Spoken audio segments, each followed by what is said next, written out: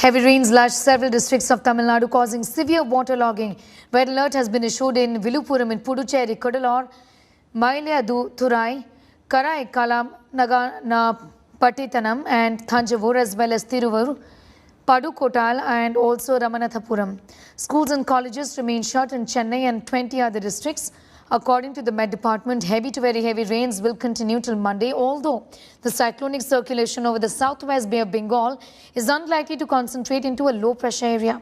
Downpour in Tiruchendur left devotees at the famous Murugan temple stranded as the entire temple premises was completely flooded.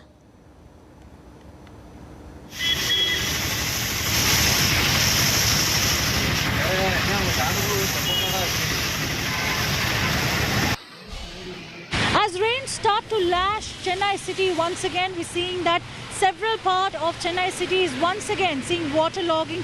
We're currently at Alwarpet, which is a very important road in Chennai's heart of the city itself, and what we can see here is heavy waterlogging here. We can see the difficulty with which four-wheelers, two-wheelers and even general public walking in this region are facing. This has been the kind of scenario that we've seen in this part of the city on multiple occasions this northeast monsoon period. We have seen similar episodes on November 7th, November 11th, and now once again today we are seeing very similar episodes of inundation in this region. And this, we need to remember, is just the parallel lane to the Chief Minister M.K. Stalin's residence, and here we're seeing this kind of a sight. The big question is, when will things change here? Because, you know, these are places where we're seeing repeated inundation, and what exactly are the measures taken by officials to ensure that water gets drained out from this region is a big question that localites are asking here.